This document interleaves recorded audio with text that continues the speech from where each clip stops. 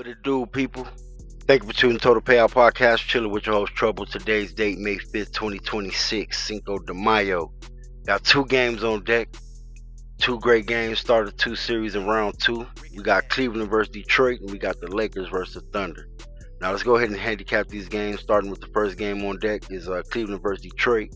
Now, head-to-head last 10, Cleveland 7-3 straight up last 10. Cleveland 6-4 against the spread last 10, and the under is 7-3 last 10. Now, Cleveland 1-4 against the spread last 5, 6-3 against the spread last 9 versus Detroit, 1-7 against the spread last 8 away from home, 2-8 against the spread last 10 versus Central Division, and 17-27 against the spread away from home overall. Now, Detroit 7-1 straight up last 8 at home. Detroit 10-4 straight up last 14, 2-6 against the spread last 8 in May, and 2-4 against the spread last 6 on Tuesdays. But Detroit is 23-22 against the spread at home overall. Now, my personal line, I had Detroit -7. Vegas opened up Detroit -3. Now, this is a good series. It's going to be a great series. Obviously, knowing Detroit's coach previously coached Cleveland, superstars did not want him there. Not on the record wise, but we obviously know if coach gets fired and the magnitude of a team having no superstars, a new voice needed. Obviously, you go to the superstars. If the coach gets fired, I'm blaming the superstars. So at the end of the day, JB Bickerstaff goes over to Detroit, bringing them from worst to first. Now they're playing his old team in the second round of the playoffs, being the favorites to make it out of the East. I just think right now I'm going to take Detroit -3 in this game. I do like Detroit in this series, having that added incentive. This pretty much is the same handicap for me as the Toronto series, but extra as far as the way Detroit plays. Toronto pretty much is a mini Detroit. Not super great shooting the three, play exclusively in the paint.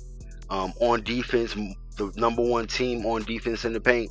On offense, they're not a great shooting team, so a lot of their buckets is in the paint, driving, dishing, offensive rebounds, putbacks. I expect Detroit big men to eat in this series. I expect it to be a battle. I expect Evan Mobley and Jared Allen to hold their own, but I expect players like Jalen Duren. I expect Isaiah to get off. I expect Paul Reed to get some minutes in this series. I call Tobias a power forward at this point of his career. I expect him to eat even more probably in this series than he did against Orlando, because I don't think Cleveland has anyone who can guard Tobias Harris, and putting Evan Mobley on him is going to be a disaster, in my opinion. He can't guard Evan Mobley on the other side, but I think he's going to be able to get his open shots.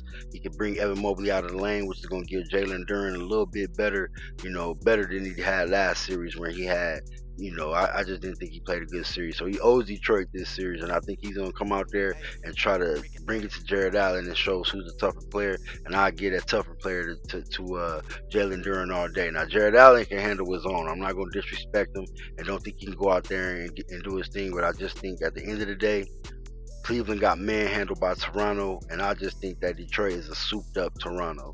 And I just don't think they're tough enough to handle that. On the wing, they're super small. Kay Cunningham is pretty much a souped-up Scotty Barnes.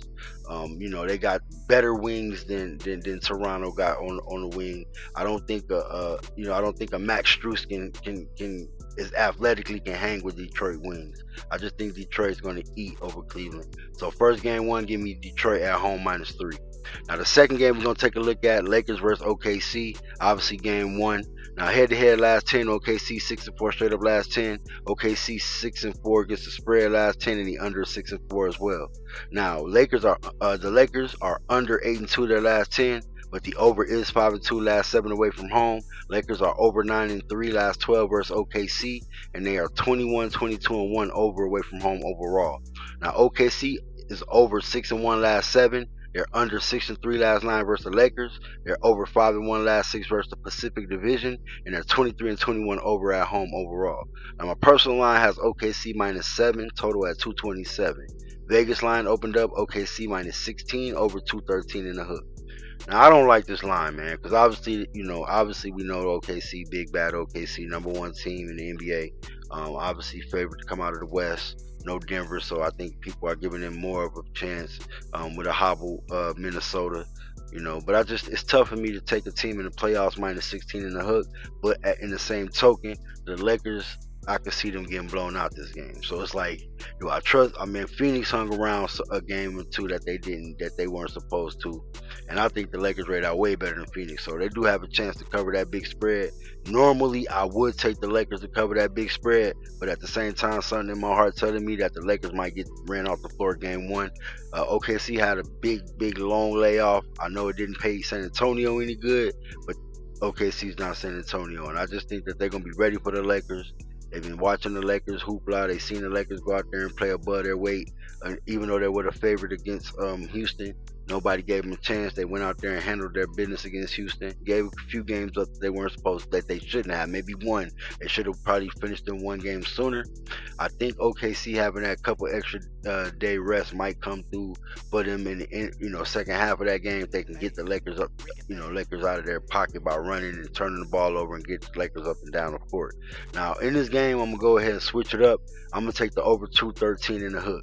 I expect OKC to go ahead and try to run the Lakers out the gym. I expect this to kind of be similar to the Knicks 76ers game. I eat crow in that 76ers. They didn't show up, but I do expect OKC to try to put something up like a 120, 125, close to 130. And, it's a 16-point spread, so the closer they are to 130, the more points the Lakers got to score to cover that spread. So I'm going to go ahead and take that over 213 in the hook. The Lakers do want to run. They don't want to be a half-court team. They don't have the inside presence to be a half-court team. So I think that plays right into OKC's hand as far as the Lakers turning the ball over. They got great ball handler, LeBron. They got LeBron. They got Austin Reeves out there. They got some good ball handlers. Marcus Smart pretty decent. But at the same time, OKC's a different different juggernaut on the defensive end, especially on the wings. So I do expect them to turn the heat up, turn the Lakers over, put some buckets up, get to the free throw line. I expect the Lakers to put up some points. Like I said, I'm going to go ahead and dodge that spread on this game, see how the Lakers come out. But I will go ahead and have both teams playing for me. Instead of picking one side, I'm going to just pick both teams to play for me and take the over. All right, so we're going to go ahead and recap the games we got today. We're going to take Detroit at home -3 to go ahead and take a hold of this series. I just think they're better than Cleveland. Bad matchup, big man playing in the paint. I think Cleveland will be better off playing against a team that lives at the three-point line. That way their guards don't have to get exploited by just getting ran by. They don't have the best defensive guards. They have the smallest guards. So I just think, I like a Jalen Tyson. I like James Harden. He decent. James Harden can ball. Obviously Donovan Mitchell a beast. You got Dennis Schroeder over there. You got Keon Ellis. But none of these guards are 6'6". None of them. K 6'8", 6'9". Thompson 6'7". Even Duncan Robinson is a 6'7". Javonte Green 6'6", 6'7". It's just I don't like it. Tobias Harris 6'9". It's just ridiculous over there. And so I just think it's another bad matchup where you're going to expect these guards to play above their height, and they don't play in the paint that much. Donovan Mitchell, James Harden, 3 happy, dancing around the perimeter. Donovan will go in there, but at this point in his career, I think Donovan's switching it up. He's more of a jump shooter at this point. Max Strus. These players are jump shooters. They're not getting to the paint. So they're going to rely on Evan Mobley and Jared Allen attacking the rim constantly, over and over. We know Dean Wade ain't going to the lane like that. He a jump shooter as well. So it's just a tough matchup for Cleveland. I expect Cleveland to struggle on the road, especially these first 2 games, especially starting with game 1. Now the second game we're gonna take is the over in the Thunder and the Lakers. Like I said, I'm gonna dodge this spread. It's a big spread, -16. I just think it's too big. Lakers can very well push the Thunder. Thunder been off for a week, but at the same time, we know the Lakers will go out here and fumble the bag. We've seen it before. They can get blown out, but I'm gonna skip that and I'm gonna go ahead and have both teams playing for me and take the over in this game. The over 213.5 magic number. Now, I want to thank you guys for tuning in to Total Payout Podcast, chilling with your host once again, Trouble. Today's date, Cinco de Mayo, May 5th, 2026. Break out the brew. Cold ice brews. Let's go.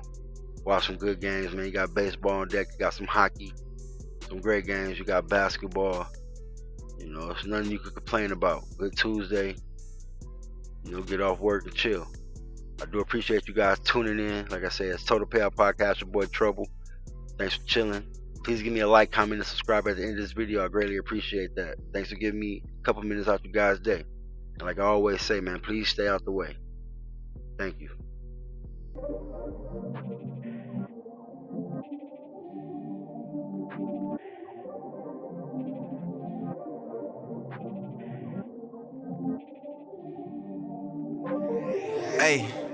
Rick and Thad.